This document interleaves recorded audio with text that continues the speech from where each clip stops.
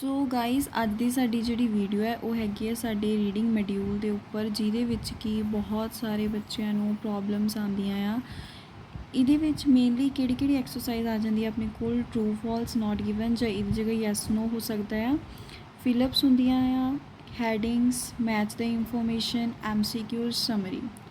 Most of the time ਜਿਹੜੀ ਆਪਣੇ ਕੋਲ ਦੇਖੀ ਗਈ ਜਿਹੜੀ ਜ਼ਿਆਦਾਤਰ ਐਕਸਰਸਾਈਜ਼ ਹੈ ਉਹ ਹੁੰਦੀ ਹੈ ਟਰੂ ਫਾਲਸ, ਜੋ ਕਿ 2 ਪੈਰਾਗ੍ਰਾਫਸ ਦੇ ਵਿੱਚ ਤੁਹਾਡੇ ਕੋਲ ਐਗਜ਼ਾਮੀਨੇਸ਼ਨ ਦੇ ਵਿੱਚ ਦੇਖਣ ਨੂੰ ਮਿਲਦੀ ਹੈ। ਫਿਲਅਪਸ ਵੀ ਜ਼ਰੂਰ ਆਉਂਦੀਆਂ ਆ, ਠੀਕ ਹੈ, headings, match the information, MCQ। But ਜਿਹੜੀ ਸਮਰੀ ਹੈ ਇਹ ਬਹੁਤ ਜ਼ਿਆਦਾ ਰੇਅਰ ਚਾਂਸਿਸ ਹੋ ਜਾਂਦੇ ਆ, ਠੀਕ ਹੈ, ਕਿ ਇਹ ਤੁਹਾਨੂੰ ਪੇਪਰ ਦੇ ਵਿੱਚ ਆਏ। ਬਟ ਉੱਪਰ ਵਾਲੀਆਂ ਜਿਹੜੀਆਂ ਆਪਣੇ ਕੋਲ 5 ਐਕਸਰਸਾਈਜ਼ ਹੈ ਇਹ ਬਹੁਤ ਜ਼ਿਆਦਾ ਇੰਪੋਰਟੈਂਟ ਹੈ। ਸੋ ਅੱਜ ਆਪਾਂ ਡਿਸਕਸ ਕਰਾਂਗੇ ਸਭ ਤੋਂ ਪਹਿਲਾਂ ਟਰੂ ਫਾਲਸ ਦੇ ਬਾਰੇ ਦੇ ਵਿੱਚ। ਆਪਾਂ ਕੁਝ ਇਹੋ ਜਿਹੀ ਟ੍ਰਿਕਸ ਅਤੇ ਟਿਪਸ ਲਾਵਾਂਗੇ ਜਿਹਦੇ ਨਾਲ ਕਿ ਤੁਹਾਡਾ 100% ਜਿਹੜਾ ਆਨਸਰ ਹੈ ਉਹ ਕਿਆ ਹੋਏਗਾ, ਸਹੀ ਜਾਏਗਾ। ਹਾਂਜੀ, ਦੇਖ ਲੈਂਦੇ ਹਾਂ ਹੁਣ ਆਪਾਂ ਆਪਣੀ ਟ੍ਰਿਕਸ। ਸਭ ਤੋਂ ਪਹਿਲਾਂ ਉੱਤੇ ਆਪਾਂ ਲਿਖ ਦਿੰਦੇ ਹਾਂ ਟਰੂ ਫਾਲਸ ਐਂਡ ਆਪਣੇ ਕੋਲ ਆ ਜਾਂਦਾ ਆ ਨਾਟ ਗਿਵਨ। ਠੀਕ ਹੈ ਜੀ, ਇਹ ਹੋ ਗਿਆ ਆਪਣੇ ਕੋਲ ਜਿਹੜੇ 3 ਆਪਣੇ ਕੋਲ ਆਨਸਰਸ ਹੁੰਦੇ ਆ ਮੋਸਟਲੀ। ਇਹਦੇ ਵਿੱਚ ਜਿਹੜਾ ਆਪਾਂ ਇੱਕ ਫਾਰਮੂਲਾ ਯਾਦ ਰੱਖਣਾ ਹੈ, that is SAM। And now what this stand for. ਸਭ ਤੋਂ ਪਹਿਲਾਂ S ਦਾ ਮਤਲਬ ਇੱਥੇ ਕੀ ਹੈ, ਸਿਨੋਨੀਅਮ। ਸੋ ਇੱਦਾਂ ਹੀ S ਦਾ ਮਤਲਬ ਸਿਨੋਨੀਅਮ, A ਦਾ ਮਤਲਬ ਐਂਟੋਨੀਅਮਸ ਐਂਡ M ਦਾ ਮਤਲਬ ਕੀ ਹੈ, missing information. So now you are thinking that how they are linking with the true, false and not given. So ਇੱਥੇ ਆਪਣੇ ਕੋਲ ਕੀ ਹੈ, synonym। ਅਗਰ ਆਪਣੇ ਕੋਲ synonym ਮੈਚ ਹੋ ਰਿਹਾ ਹੈ ਨਾ, what I mean to say here that if you are able to find the synonym in your location and in your question, then your answer is absolutely true, right?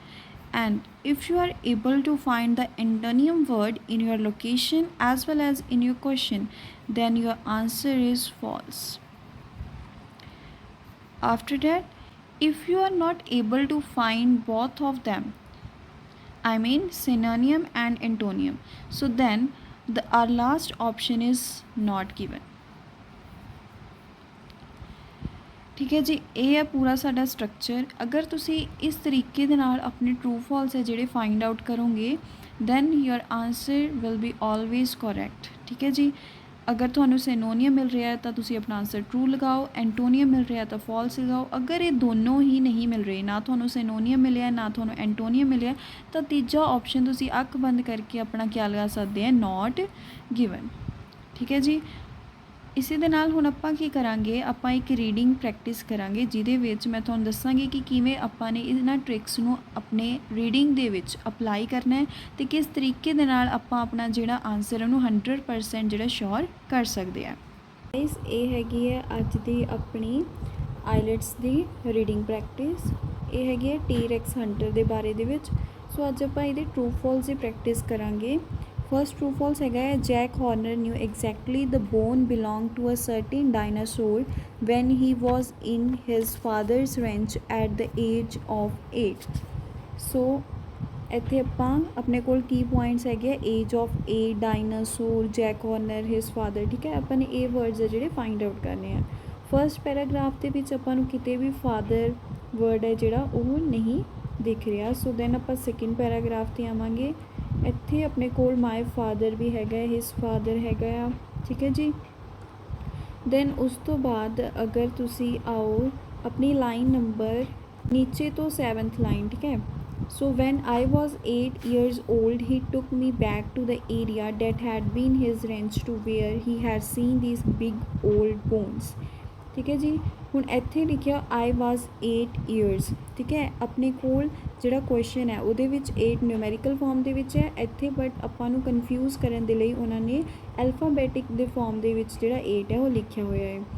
ਵੈਸੇ ਤਾਂ ਅਗਰ ਆਪਾਂ ਦੇਖਣਾ ਹੋਵੇ ਤਾਂ ਅਗਰ ਇੱਦਾਂ ਦਾ ਕੋਈ ਵੀ ਕਨਫਿਊਜ਼ਿੰਗ ਵਰਡ ਉਹ ਲਗਾ ਰਹੇ ਹੈ, ਡੈਟ ਮੀਨਸ ਤੁਹਾਡਾ ਆਨਸਰ ਹੈ ਜਿਹੜਾ ਓਬਵੀਅਸਲੀ ਟਰੂ ਹੀ ਹੋਏਗਾ।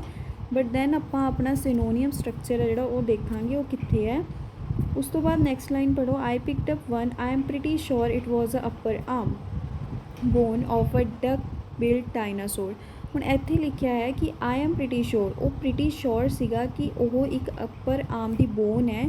ਕਿਹਦੀ ਬੋਨ ਹੈ? ਡਕ ਬਿਲ ਡਾਇਨਾਸੋਰ ਦੀ। ਇੱਥੇ ਵੀ ਆਪਾਂ ਨੂੰ ਇਹੀ ਗੱਲ ਕੀਤੀ ਗਈ ਹੈ, ਨਿਊ ਐਗਜ਼ੈਕਟਲੀ। ਨਿਊ ਐਗਜ਼ੈਕਟਲੀ ਦਾ ਮਤਲਬ ਕੀ ਹੈ? Pretty sure. That means knew exactly and pretty sure are the synonyms. ਜਦੋਂ ਹੁਣ ਆਪਾਂ ਨੇ ਸਿਨੋਨੀਅਮਸ ਮਿਲ ਚੁੱਕੇ ਆ ਤਾਂ ਆਪਾਂ ਨੂੰ ਬਾਕੀ ਦੀ ਲਾਈਨ ਹੈ ਜਿਹੜੀ ਮੈਚ ਕਰਨ ਦੀ ਬਿਲਕੁਲ ਵੀ ਲੋੜ ਨਹੀਂ ਹੈਗੀ। ਦੈਨ ਆਪਣਾ ਜਿਹੜਾ ਆਨਸਰ ਉਹ ਕੀ ਹੈ? ਟਰੂ ਹੈ। ਠੀਕ ਹੈ ਜੀ।